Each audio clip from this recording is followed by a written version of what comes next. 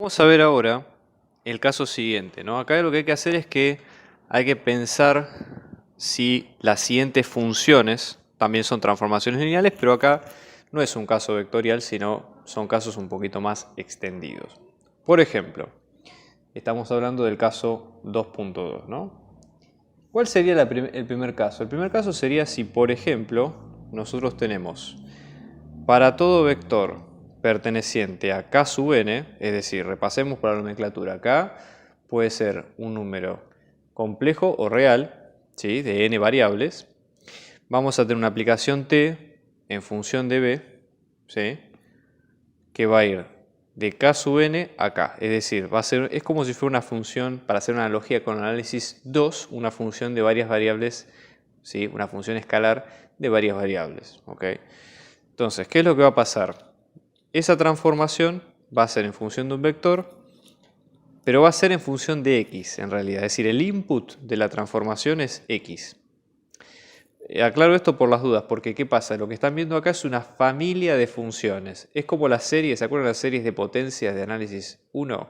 ¿Qué pasaba? En realidad, nosotros podíamos tener varias series acorde nosotros cambiemos los parámetros de la x. Una familia de series, esto es lo mismo, una familia de funciones. Que básicamente, ¿qué es lo que hace? ¿Cuál es la, entre comillas, variable fija que tiene esta transformación? Es tomar un vector b y hacer lo que se llama la traspuesta conjugada, que en la nomenclatura de la cátedra se pone con b asterisco. Ojo con esto. Si no, vean el principio del video donde repasamos la nomenclatura de la cátedra. No es una nomenclatura muy habitual en cuanto a los libros, pero ya les digo, está bueno como para que ustedes ejerciten un poco la idea de despegarse de los símbolos normales y entender más el concepto, si es que lo ven de esa manera, ¿no? Entonces es el producto escalar entre ese vector, ya les digo, el vector fijo de esa transformada, por la variable x, que es otro vector, porque ¿qué pasa? X, en este caso, también es un vector que pertenece a k sub n. Entonces es un producto escalar entre dos vectores, ¿sí?, y este es un vector traspuesto conjugado de otro vector tal. Entonces hay que probar que esto es una transformación lineal, ¿sí? Entonces, acá podríamos verlo de varias maneras. Si podemos, si quieren, desarmar los vectores, por ejemplo, y ver qué es lo que ocurre. Porque ¿qué es lo que ocurre? A ver, cuando hablamos de la traspuesta conjugada de un vector, básicamente, ¿cuál es la idea? Que si b es un número complejo, el conjugado, la parte imaginaria es la parte negativa del vector ordinario, ¿sí?, para entenderlo de esa forma. O sea, todas las componentes son conjugadas. Si fueran vectores reales, no hay problema. Pero si es traspuesta, eso quiere decir lo siguiente. B, como lo dice acá, pertenece a k de n por 1, con lo cual b traspuesta conjugada va a ser de tamaño 1 por n, ¿sí? Esto parece una trivialidad, pero no lo es. Recuerden que siempre estamos multiplicando matrices y tenemos que tratar a los vectores o todo lo que se asemeje como una matriz, aunque sea una sola columna. Porque ¿qué ocurre? N va a ser también de tamaño n por x de tamaño n por 1, entonces va a ser de tamaño n por 1 la multiplicación, entonces el output final es de tamaño 1, 1 por 1, que justamente es lo que pide la transformada. Estas cosas presten la atención porque son detalles importantes. Entonces, ¿cuál es la idea, no? Bueno, primero que probar que esta es transformación lineal. ¿Cuáles son? Ya les digo, las variables de entrada es la letra x, es el vector x, porque el vector x es al que se le aplica la transformada y donde sale la transformada de x. Por lo tanto, ¿qué es lo que deberíamos hacer? Tomar, ya les digo, las dos definiciones, la de la suma y la del producto por escalar. Entonces, por ejemplo, tomamos un vector u, ¿sí?, perteneciente a k sub n, y vamos a tomar un vector b perteneciente, voy a usar otra letra, w, para no mezclar con todo esto, ¿no? Entonces vamos a tener, por ejemplo, la transformada de u, que nos va a quedar sb, ¿sí?, que ya les digo es fijo, porque recuerden que, imagínense como la familia de exponenciales es lo mismo, ¿sí?, o sea, no va a cambiar en ese caso. Y t en función de w queda ese mismo b conjugado por w. Con lo cual, cuando hacemos la suma de tu más tb, esto que nos queda, b conjugado por u más b conjugado por w, podemos sacar factor común b conjugado y esta va a ser la suma de u más w. Fíjense lo siguiente, esto siempre hay que chequearlo, esto es un vector de 1 por n porque es la matriz traspuesta y esta suma es de n por 1 porque son dos vectores de n por 1, con lo cual no hay problema, se puede realizar sin problema transformada. Pero observen qué expresión quedó acá. Si hubiéramos sumado, supongamos, U más W y lo hubiéramos hecho la transformada, la expresión es exactamente la misma que quedó en este caso. Con lo cual cumple, esto quiere decir que cumple la primera propiedad sin problema. Y fue fantástico, buenísimo, pasamos a la segunda.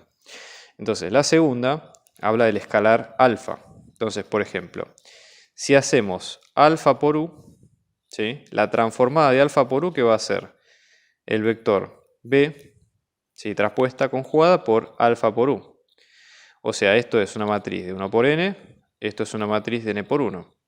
Alfa, como esto va a terminar siendo de 1 por 1, alfa yo lo puedo sacar como factor común por fuera porque ¿qué va a pasar? Alfa va a estar afectando a todos los términos de la matriz, ¿correcto? O sea, ¿cómo quedaría el resultado de esto, ¿no? Para abrirlo en términos.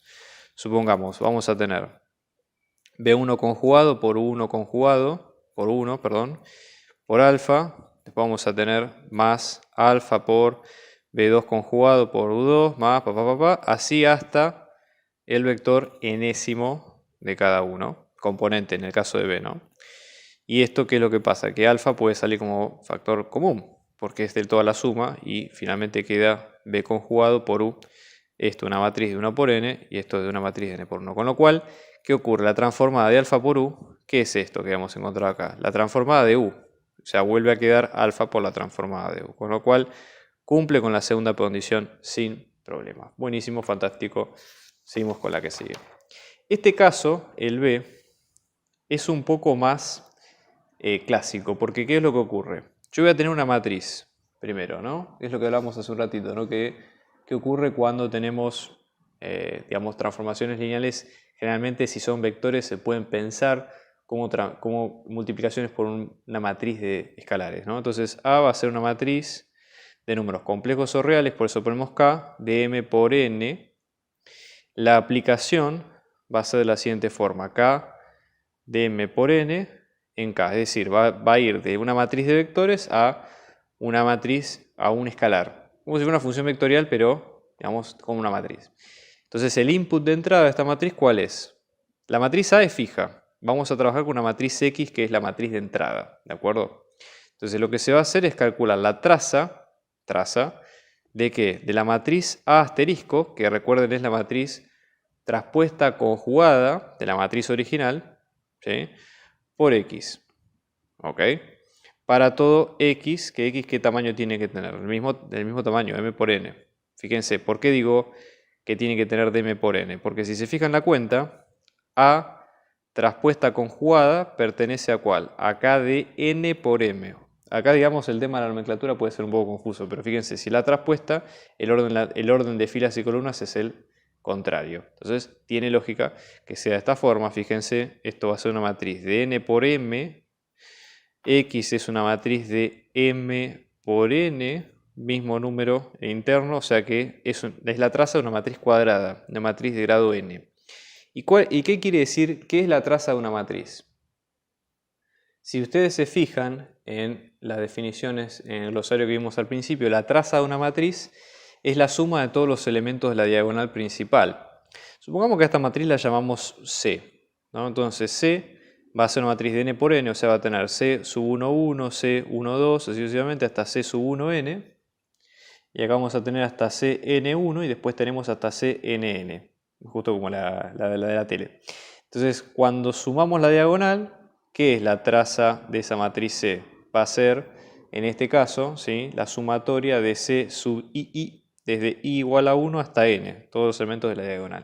Habría que pensarlo en el caso de la multiplicación de A traspuesta por X. Entonces, en este caso, lo que conviene hacer si uno no quiere ir demasiado, digamos, si uno no quiere ir demasiado en detalle, ver si se puede aplicar directamente la propiedad o tratar de sacarlo de alguna forma. Pero lo que conviene es tratar de dejar la expresión genérica de la matriz. Por ejemplo, pensemos, esto ya les digo, son ejercicios bien teóricos, pero está bueno si uno los puede hacer conceptualmente para entender de qué se trata. Fíjense, A dijimos que es una matriz de n por m por n. Entonces van a ser m filas y n columnas. ¿Ok? Entonces van a ser A sub 1 hasta A sub 1m hasta A sub n1 hasta A sub m nm. Si no estoy equivocado, ¿de acuerdo? Entonces, de acá, cuando hacemos A traspuesta a conjugado, ¿qué va a hacer? Vamos a transponer vamos a conjugar todos los elementos suponiendo que son números complejos. A sub 1, 1, acá vamos a tener A sub n1 hasta A sub 1m y hasta, en este caso, A sub nm conjugado. Es decir, en el caso de la diagonal, ¿sí? En el caso de la traspuesta, si hallamos la traza de la diagonal en este tamaño en este sentido podría cambiar de tamaño, ¿sí? Acá esto nos quedaría, para repasar un poco, déjenme pensar un segundo. Acá esto sería, disculpen, esto sería M1 y esto sería 1n y por eso acá tiene que ver como mn. Bueno, estas pequeñas trampas hay que tener cuidado. Bueno, entonces al momento de multiplicar por x, que en este caso vamos a tener nuestra x, que nos va a quedar similar, x es de m por n, o sea, vamos a tener nuevamente, fíjense, en este caso x sub 1, 1, vamos a tener x sub n1, x sub 1m y x sub nm. ¿Sí? Si hacemos la multiplicación, en este caso de a asterisco por x, ¿qué dijimos? Que vamos a tener una matriz de n por n. ¿De acuerdo? Entonces, en el caso de la traza, ¿sí? Vamos a tener que pensarlo de la siguiente forma. Por ejemplo, nosotros, en este caso, por ejemplo, si hacemos la multiplicación, vamos a tener una matriz de, obviamente, como dijimos en este caso, de n por n, ¿sí?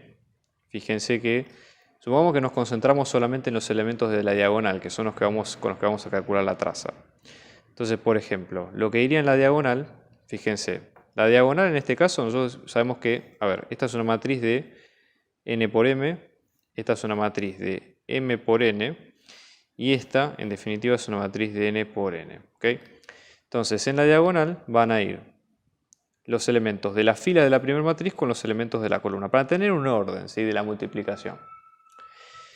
Entonces, en este caso, nosotros tendríamos, por ejemplo, para la fila 1, o sea, para el elemento 1, 1, tenemos la multiplicación a sub 1, 1 por x sub 1, 1 hasta a sub m1 conjugado por x sub 1 m conjugado. O sea, tendríamos a sub 1, 1 por x sub 1, 1 conjugado y así sucesivamente hasta el último, que en este caso nos va a quedar, fíjense, como a sub m1 por x sub 1m. ¿Sí? Para que se entienda la idea.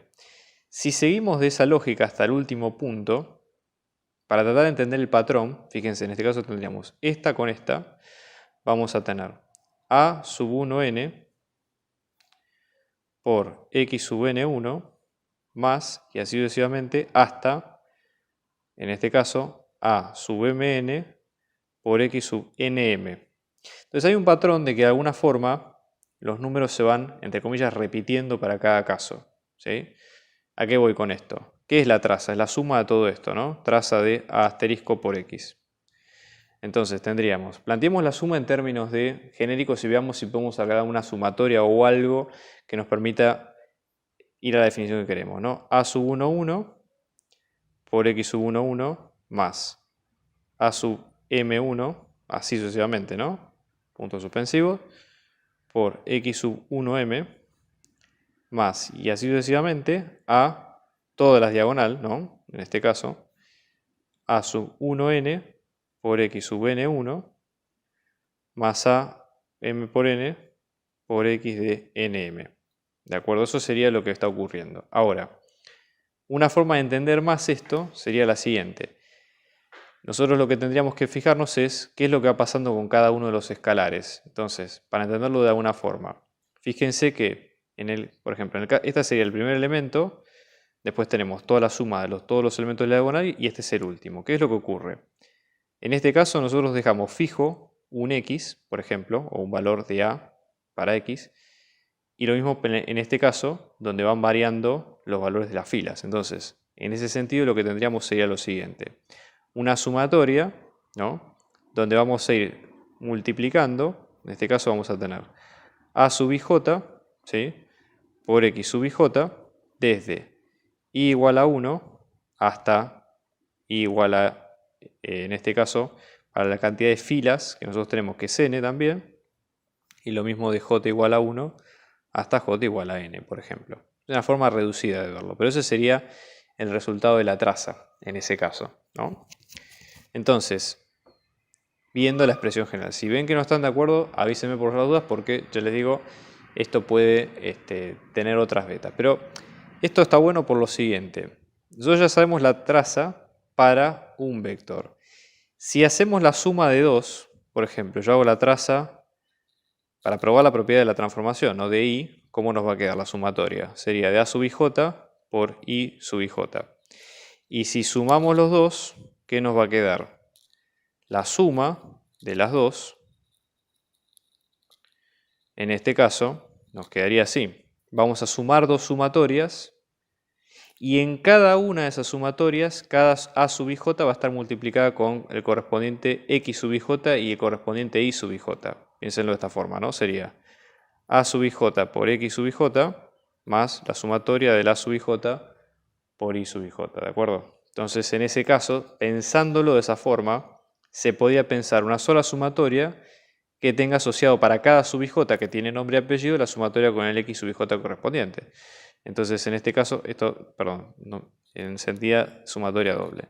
Entonces, en este caso sería la sumatoria de la sub ij de la sumatoria de x sub ij más y sub ij, ¿no? Para cada uno de los casos en particular. ¿Y qué es lo que ocurre? Esto lo que nos está diciendo es que si hubiéramos hecho la suma de las matrices x e y, hubiéramos tenido exactamente este comportamiento y con lo cual cumple con la primera condición. Fíjense, hagan un ejemplo de 3×3, por ejemplo, y van a ver que se cumple de esa manera sin inconveniente. Con lo cual, la primera parte, buenísimo, ya está. Si estamos hablando de la segunda propiedad, si nosotros tenemos alfa por x, ¿qué es lo que va a ocurrir? La traza de a asterisco de alfa por x, ¿cómo nos va a quedar? En esta sumatoria vamos a tener a sub ij por alfa para cada variable de x, ¿de acuerdo? Porque el alfa está distribuida con los x de la entrada. Entonces, en ese caso, este alfa, como va a estar en cada uno de los términos de esta sumatoria y es una constante, se puede sacar fuera, con lo cual cumple con la segunda condición, porque fíjense, ¿qué es esto que tenemos acá? Esto es la transformada de x, y esta expresión a la cual acabamos de llegar es alfa por la traza de a asterisco por x sola, con lo cual cumple la segunda propiedad. Buenísimo, fantástico. Vamos ahora con el otro ejemplo, ¿sí? Este es un ejemplo un poquito más rebuscado, porque parece, digamos, a primera vista un desafío, ¿no? Vamos a tratar de entender de a poco de qué se trata, fíjense. Vamos a tener G pertenece al conjunto de RC. Ahora vamos a ver qué es cada cosa, ¿no? Tenemos una aplicación que va a ir de este conjunto de RC aplicado en C de la manera siguiente. La transformada de G como es una función que va a ser una función constante. ¿Qué quiere decir? Lo que estamos describiendo es una familia de funciones. Piensen, hagan la analogía de lo que era la serie de potencias, que no estaban estudiando una serie con nombre y apellido en ese caso, sino una familia de series con esas propiedades, por ejemplo. Entonces, nuestra variable de entrada en este caso va a ser las funciones f de este estilo, que van a cumplir lo siguiente. La integral entre -1 y 1 de esa función f por esta función constante conjugada, porque estamos hablando de una función, digamos, de números complejos, diferencial x, ¿sí? Para toda f también que pertenezca a C en RC. Bueno, hay que comprobar que todo esto es una función lineal. ¿Qué quiere decir esta nomenclatura? Vamos de vuelta, repasamos la hoja de nomenclaturas y vamos a pensarlo de la siguiente forma, ¿no? Cuando hablamos de este tipo de conjuntos, de lo que estamos hablando son todas las transformaciones lineales. Fíjense la definición 6 que dice todas las transformaciones lineales que van a ir de que van a ir de R en C. ¿Qué quiere decir? Fíjense G, ¿no? Es decir, si nosotros la pensamos, G es una función que recibe un número X real, ¿sí? Y cuando aplicamos G, supongamos que tenemos Z, que es función de, estoy diciendo la nomenclatura normal, Z que es un número complejo en función de un número real. Eso quiere decir, básicamente, que el dominio de la función son números reales y su imagen son números complejos. Entonces, esa sería la idea central de esto. Entonces, G es la familia de todo tipo de funciones de este estilo. Por eso justamente la imagen de G se habla de número conjugado, porque recuerden que la imagen en ese caso es un número complejo y por lo tanto tiene sentido que sea número conjugado. Y nada, en f es la misma historia, o sea, es una función que cumple lo mismo que esto, ¿no? De reales a complejos. Entonces, ¿qué hay que probar? Que esto es una transformación lineal, lo mismo, ¿sí? Vamos a tomar dos funciones, por ejemplo, supongamos que tenemos una función w, que es de este estilo también, o sea, vamos a tomar, yo voy a poner acá en rojo, primera propiedad y segunda propiedad, es lo mismo de siempre, ¿sí? Primera propiedad con la suma y segunda propiedad con la multiplicación por un escalar. Bueno, en este caso, supongamos que hacemos la transformada de w. Misma familia de funciones. Vamos a tener la integral entre menos 1 y 1 de w en función de x por g en función de x conjugado diferencial de x. ¿Qué hay que hacer ahora? Hay que sumar las dos transformadas para probar la primera propiedad. Entonces, ¿qué es lo que va a ocurrir? Cuando sumamos, y en este caso vamos a tener la transformada de f más la transformada de w, vamos a tener la suma de estas dos integrales, ¿sí? Entre menos 1 y 1 de f de x por g de x conjugado diferencial x más la integral entre menos 1 y 1 de w de x por g de x conjugado diferencial de x.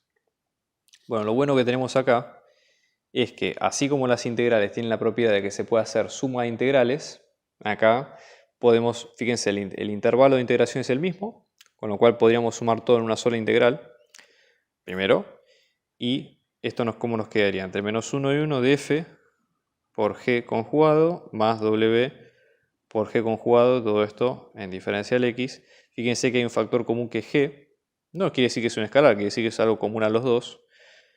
Pero ¿qué es lo que nos permite esto? Que cuando hagamos la suma, ¿qué es lo que nos queda acá? Fíjense, f más w. O sea, la suma de las dos funciones. Con lo cual, este resultado que está acá es lo mismo que si nosotros hubiéramos hecho la transformada de la suma de las dos funciones. Con lo cual acá se demuestra que la primera propiedad se cumple, con lo cual, buenísimo. Y vamos ahora a la segunda. Entonces la segunda va a ser algo muy similar a lo que hicimos recién. Fíjense, en este caso vamos a tener la transformada en función de g de alfa por f, es decir, la función f por un escalar. Entonces en este caso esto nos va a quedar, ¿no? La integral entre menos 1 y 1, ¿sí? En este caso, ¿de qué? De alfa por f de x por g conjugada de x diferencial x. ¿Qué es lo que ocurre? La integral es respecto de x, con lo cual alfa pasa a ser una variable, va a ser una constante, perdón, porque no cumple ninguna aplicación dentro de esto, entonces alfa sale como constante. ¿Y qué es lo que tenemos en limpio acá? Bueno, acá lo que hay es directamente la transformada de la función f sola. Conclusión, transformada de alfa por f nos da lo mismo que alfa por la transformada de f. ¿Qué se cumple acá? La segunda propiedad de transformaciones lineales, así que buenísimo, porque ya vemos que es una transformación lineal. Entonces, fíjense que la lógica de la mecánica de resolver estos ejercicios es muy similar, porque solamente alcanza con que se cumplan esas dos condiciones para que ya la transformación lineal se cumpla y de hecho sea lo que nos piden, ¿no? Vamos a ver el caso E, donde, ¿qué es lo que vamos a tener acá? Observen, en el caso E, en el caso D. El caso D viene más adelante, ¿no? El caso D, tenemos una matriz A de escalares, pueden ser reales o pueden ser complejos, justamente por eso le ponemos K a la M por N, ¿sí? ¿Qué es lo que vamos a tener aquí? Que va a ser la transformación. La matriz es una constante, vamos a tener K de a la N hacia K a la M. Es decir, vamos a ir de vectores de dominio de n y de imagen de m. Entonces, la variable de entrada va a ser un vector x que va a ser de la forma a por x. ¿Qué es lo que está ocurriendo acá? Es multiplicar esta matriz de coeficientes de m por n. Este es un vector de tamaño n por 1, con lo cual la imagen es de tamaño m por 1, como lo pide efectivamente la función. Entonces x pertenece acá a la n, ¿de acuerdo? Esa es la lógica. Entonces hay que justamente plantear que esto es una transformación lineal. Si ustedes demuestran esta parte, el corolario es que todo ejercicio que tenga vectores y que se pueda expresar en forma matricial es una transformación lineal, con lo cual no se preocupen en probar de vuelta que es una transformación lineal porque ya lo van a tener incorporado de esta forma. Entonces, misma cuestión, ¿sí? Vamos a tomar un vector b para la suma transformada del vector b, en este caso va a ser a por el vector b. Si hacemos la suma de las dos, transformada de a en función de x más la transformada de a en función de b, ¿qué nos queda? En este caso, ¿no? A por x más a por b. Fíjense que ambas son matrices de m por 1, vectores de m por 1. Puedo sacar factor común a, está mal dicho factor común, pero lo digo para que se entienda el concepto, ¿sí? ¿Y qué es lo que ocurre? Se puede pensar como la suma, la multiplicación de la matriz A por la suma de esos dos vectores, que es lo mismo que si hubiéramos hecho la transformada en función de la suma de los dos vectores en cuestión. Primera condición para que esa transformación lineal se cumple sin problema. Buenísimo. Pasamos a la segunda entonces. Ahora, ¿qué es lo que ocurre cuando hacemos la transformada de alfa por x? Acá en este caso va a ser a por alfa por x. O sea, alfa es una constante que afecta a todas las variables de x. En la multiplicación va a estar y se puede pensar esto como alfa por a por x también, porque en definitiva va a afectar a todos los términos, sean de la matriz o sean de x lineal. Dicho esto, ¿qué es lo que tenemos acá? Esto es la transformada de a en función de x, cumpliéndose la propiedad de que la transformada de a de alfa por x nos va a quedar como alfa por la transformada de a en función de x. Segunda propiedad cumplida, también es una función lineal o transformación lineal. Veamos ahora el último caso que se lee, donde acá ocurre lo siguiente. Acá vamos a trabajar con derivadas, la familia de derivadas de una determinada función. Fíjense, por ejemplo, lo siguiente, ¿no? Este es el caso E. Vamos a tener una aplicación lineal de este estilo. Yo voy a escribir la fórmula para que se entienda. La aplicación lineal de y es una función de este estilo. Tomo una función y en función de x y la derivo. Cuando hablo de y a la entre paréntesis n, estoy hablando de la derivada de orden n de y. Esto es una nomenclatura, ya les digo, no es la típica escritura de Leibniz que dice dy sobre dx, por ejemplo. Esa es otra nomenclatura. Esta es un poco más simple, ¿sí? Entonces, ¿qué es lo que voy a hacer? Voy a ir calculando las derivadas de una determinada función hasta que me encuentre con la función en sí misma. O sea, y es una función de x, es decir, entra un número x, hace la cuenta y sale y en función de x. ¿Sí? ¿Qué tipo de aplicaciones tenemos? O sea, y es una función, el enunciado dice esto, que y pertenece a c a la infinito. ¿Qué quiere decir c a la infinito? Que es una función que es infinitamente derivable. Yo puedo calcular las derivadas las veces que sea, iterando las veces que yo quiera sin problema. Entonces, la ventaja que tengo ahí es que en ese caso yo puedo derivarla un grado n y el grado n es indeterminado. ¿Y qué son estos a sub 0, a sub u, menos 1 y demás? Bueno, son coeficientes enteros, ¿sí? Perdón, n es natural y son coeficientes reales, ¿sí? Y básicamente lo que hace esta aplicación es calcular las derivadas de esta función, sea cual sea la función, porque ya les digo, es una función de c al infinito, en función de los reales, hay que aclarar esto, ¿sí? Y calcula como una ecuación diferencial en función de esa misma función, ¿sí? Es una ecuación diferencial gigante de los términos que ustedes quieran. Esa es la idea. Entonces hay que probar que esto es una transformación lineal. Entonces, de vuelta, primera propiedad para la suma, segunda propiedad para la multiplicación por un escalar. Si hacemos la primera propiedad, supongamos que hacemos la transformada de w, acá un detalle importante es que los coeficientes son fijos, o sea, no van a depender de la derivada. O sea, el grado enésimo solamente sirve para darle un orden a la secuencia, nada más, ¿no? O sea, no tiene que ver con bajar los exponentes o hacer cosas que hacemos al momento de derivar, porque esto ya les digo, es abstracto, no aplica a una función con nombre y apellido, solamente es el concepto de la función.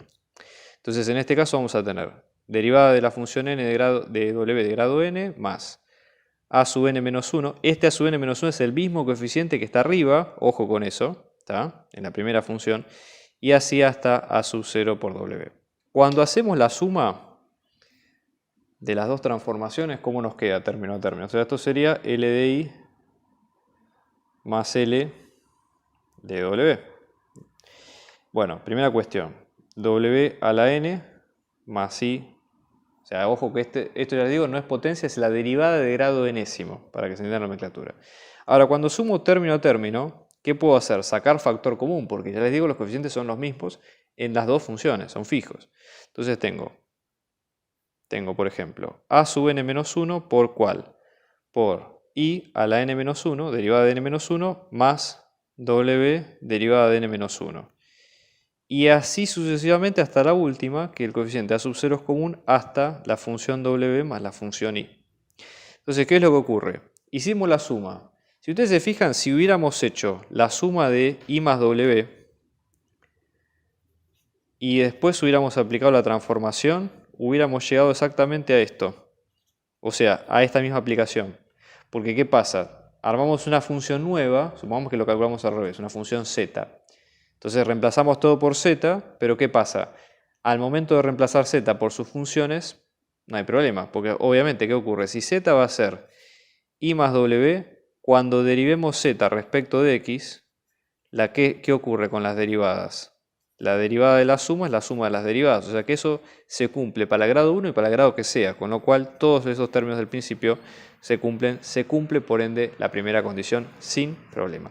Y vamos ahora a la segunda, que es la de multiplicación por un escalar. Para no escribir todo de vuelta, vamos a hacer lo siguiente. ¿Qué pasa si hago la aplicación de L de alfa por i? ¿Qué quiere decir? Alfa es un escalar y lo que estoy haciendo en este caso es multiplicar i por alfa. Bueno, cuando yo derivo, si yo tengo mi función i, cuando yo tengo alfa por i y lo derivo respecto de x, ¿qué ocurre? La constante sale multiplicando.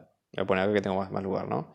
Esto sería, yo tengo alfa por i, cuando yo lo derivo respecto de x, el alfa sale multiplicando y me queda la derivada de i respecto de x, sea el grado que sea. Entonces, alfa va a estar multiplicando en cada término de todos estos. Si yo lo saco como factor común, me va a quedar alfa por i a la n más más a sub 0 por i. ¿Y qué es esto que está en rojo? Es directamente la aplicación en negro que está arriba, o sea, la transformación de i. Probando así entonces la segunda propiedad, que la transformada de alfa por i es lo mismo que alfa por la transformada de i. ¿Ok? Con eso ya probamos el segundo ejercicio sin problema.